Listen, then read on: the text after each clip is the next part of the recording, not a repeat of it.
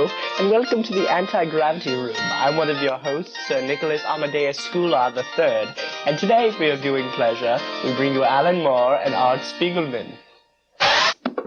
And I'm Jamie in LA. George Lucas and the Chemical Brothers will also be joining us. Jack Kerouac had to cancel, as he is dead.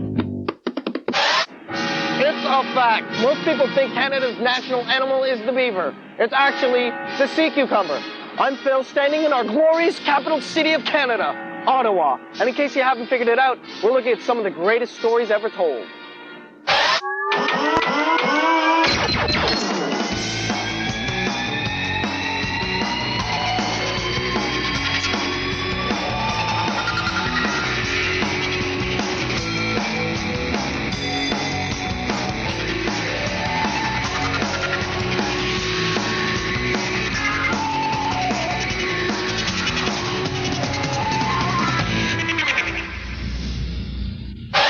Art Spiegelman has done more for the medium of comic books than G. Gordon Liddy has done for the promotion of democracy.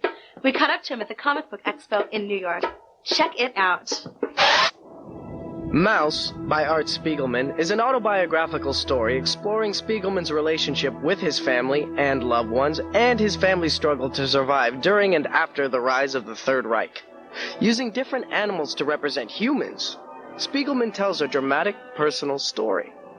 One of the main things that happened as a result of the underground comics was the invention of the autobiographical mode. That this was actually a new thing in comics. It was actually, I think, really invented by a cartoonist named Justin Green, who was working in underground comics and did something called Binky Brown Meets the Holy Virgin Mary. Binky Brown was a cipher for Justin Green. The everyday living conditions imposed on prisoners in concentration camps is shown in horrific simplicity. Mouse has an intense realism. Its depiction of Auschwitz is both moving and disturbing because it is a true story. Then the only vision I had was a formal one, which is I wanted a comic book that you would need a bookmark for, so that it would be long enough for you not to be able to read at one pass of the toilet. And then I had a couple of notions, and one of them specifically was based on a short strip I had done in the early 70s, which was Mal's, and I realized this was terrain that was much more... In a way, it just seemed like the most complex thing I could take on, like it probably wasn't doable, and therefore it was interesting to try.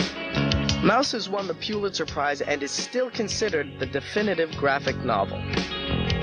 It's a fact. These very Parliament buildings burned down in 1906, all except for the library. But that's because we make our books out of rocks.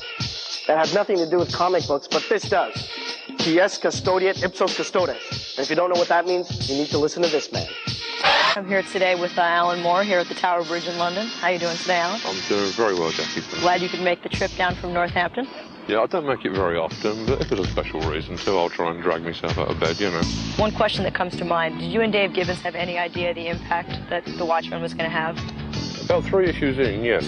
Not to start with. Originally, we planned to do just a very clever, exciting superhero book with a few neat twists. Round about the 3rd issue, something strange started to happen in the mix. You know, we started to notice that there were interesting layers of storytelling going on between what was happening in the captions, what was happening in the pictures, the dialogue, the little strip about the pirates that was embedded in the overall strip. There was a peculiar kind of interaction going on that I'd never actually seen in comics before. And when we realised we were doing it, we decided that that was what the comic was about.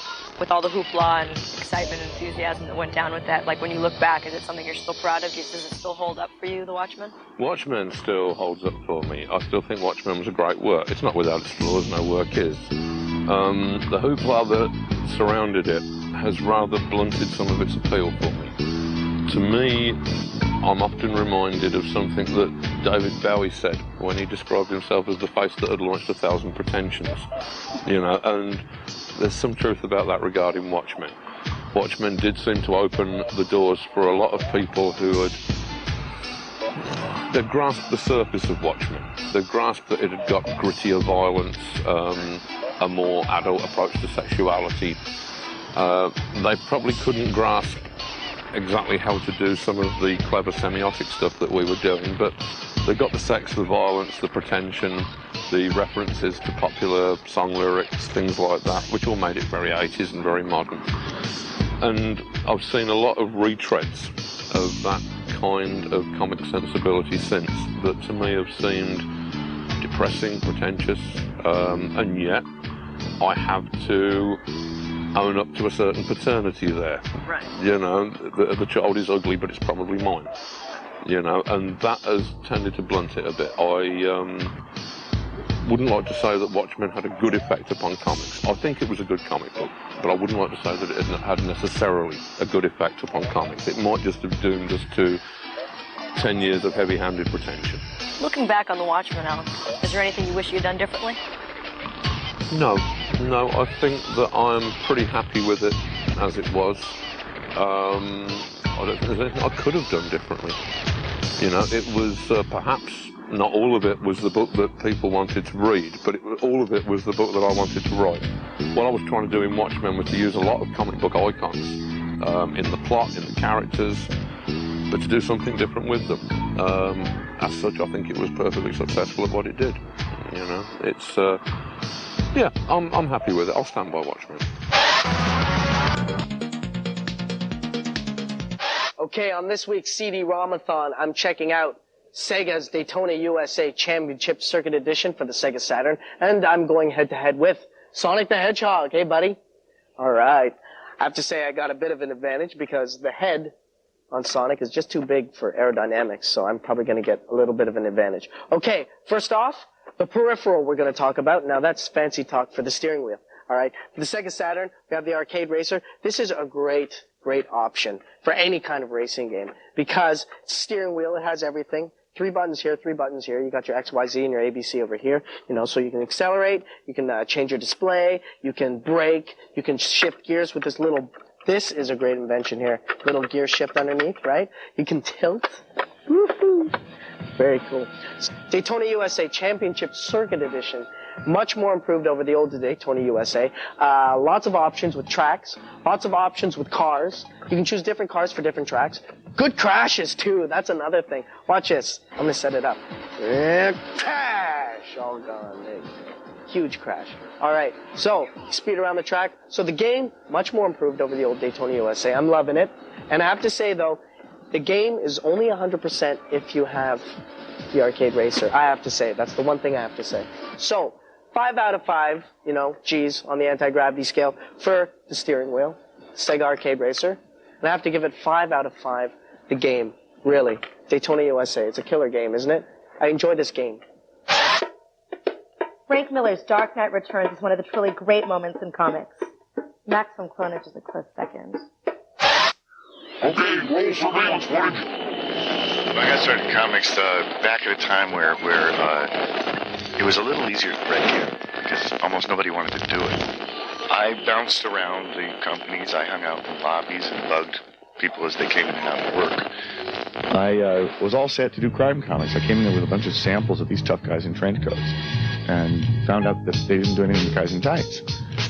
So I had to adjust and ended up grabbing those characters when I got the opportunity that were the least super heroic of the superheroes, like Daredevil and Batman.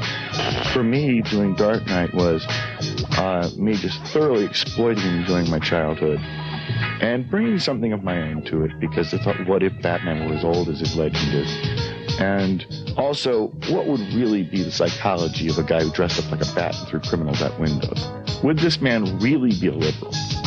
Or wouldn't he be a somewhat strange human being? If you really go back and read Dark Knight, it's actually, I think, a fairly funny book in a lot of places. And it is anything but depressing. This just in. Stoken, Shoot the Girl, ride the cosmic pipeline through the awesome Tube Ride. Silver Surfer animated series coming soon.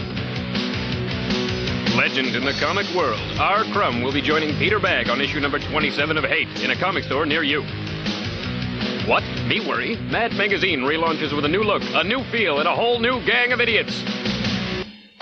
It's a fact. The CIA was formed on Canadian soil. During World War II, the Americans came up to Canada for training and went on to form the OSS. They stopped wearing the red coats and riding the horses when they went back home, though. Hey Crashers, I'm Nick here in Chairland, and this is Comicopia, my weekly chance to vent. First up this week, I'm revisiting a comic because it's just so cool. House of Secrets, number 5. This is an awesome book about a woman's journey of self-exploration. In this issue, our main character wakes up in a daze, feeling the guilt of her past. She is drawn to her childhood house, where we learn the secrets of her troubled family. The writing in this comic is superb. It is a great portrayal of what a woman who has been through so much trauma would say, and it's done in a very Vertigo style. The art is also very cool. The panels are drawn in wide shots that give a distant feel to the book. House of Secrets is one of the best titles of the year so far, and I give it 4 out of 5 Gs on the anti-gravity scale. Next up, the return of a major comic book team, Justice League of America, number 4. In this book, we find the newly updated JLA imprisoned by a strange race of beings. An all-out battle begins when Superman figures out that they are, in fact, aliens out to take over the world. Don't you love those classic storylines? The tale ends with the JLA once again saving the world. The art for this book is just great. It has a very 90s feel to it. It's cool to see a JLA book done in a contemporary form. The writing is really fun also. You have the classic stories with the updated material. You can't lose. This is a cool trip back to the past, and I give it 3.5 out of 5 Gs on the anti-gravity scale. Next, the most earth-shaking, groundbreaking, influential journey of a comic, Pep, number 151. This issue follows Archie's wacky mishaps with his dreams of being a sorcerer. It also has extra cool fashion adventures with Betty and Veronica. This installment in this crazy series also includes a bonus Lil Jinx comic, where Jinx runs into a bully. Go on, you cutie. The art and writing on this book is some of the best that Archie Comics ever did. It's too cool. These comics are classic, and I highly suggest you pick one up. I give this 3 out of 5 Gs on the anti-gravity scale. Well, that's it from Chair World. See you next time. And now one of the all-time classics. A story so remarkable it has affected the world in ways we cannot yet imagine. A tale that is burned upon our hearts and our memories.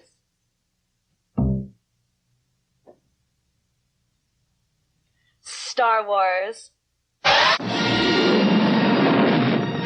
I think a lot of the themes are very old themes that have been around for a long time, and I think that definitely has an effect on people's enjoyment, because a lot of the mythological themes were verbal and passed on from one generation to another, so that they were played before an audience for a long time. I think that helps.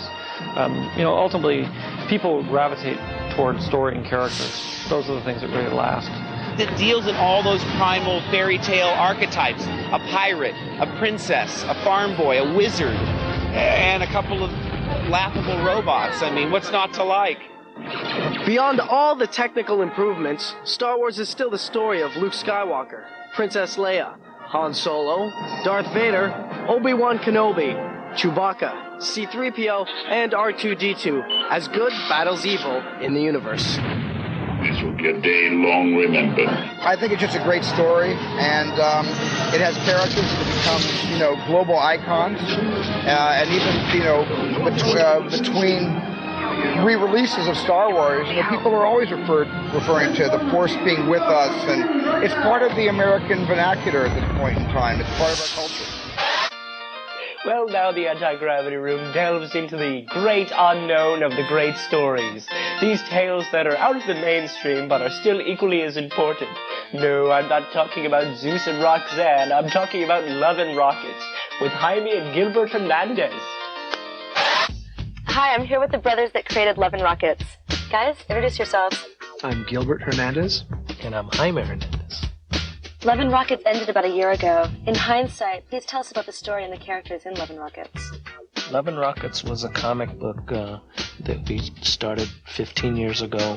A comic book about things we wanted to see in comics that we didn't see in comics. Love and Rockets always emphasized women characters, mostly Hispanic, and other minorities, because we just simply didn't see that in most popular entertainment. And we knew there was a lot of stories there to tell. That was a way of us being original as well. We got really good critical response, a lot of attention. We got a lot of good press because of the characterization. Love and Rocket's greatest strength was its characterization, and particularly of the women characters. We also influenced a lot of younger cartoonists, and not in the sense of the actual stories, but just that we were able to do what we wanted to do, as opposed to what you have to to do for the larger mainstream companies. We just felt like doing what pleased us, and what amused us.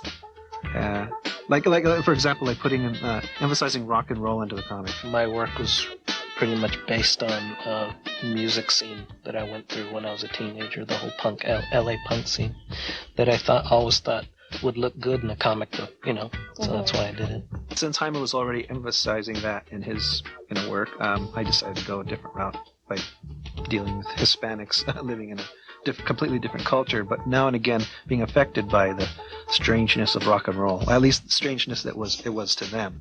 Where did you get your inspiration for the female characters? Maggie and Hopi, my two main characters, pretty much come from that music scene, the punk scene that I grew up with. Some characters are based on like 100 different people. Some are based on like someone I see walking down the street. I like that hairstyle. Who's Maggie based on? Jaime says 100 different people, including you. And at the same time, they're flattered, but then they get kind of bummed out because they want to find that person. They want that to be a person, and they actually are. But she's everybody. Well, a lot of her is me. So this is what you get. What's it like working with new characters after working with the old ones for so long? New character is always like an open book. You never know where they're going or where they came from, and the more you do stories about them, the more you learn. Will the two of you ever publish together again? Right now, I've barely gotten used to doing it alone. Maybe I'll get tired of it or not feel confident enough to do it myself and say, Gilbert, will you do a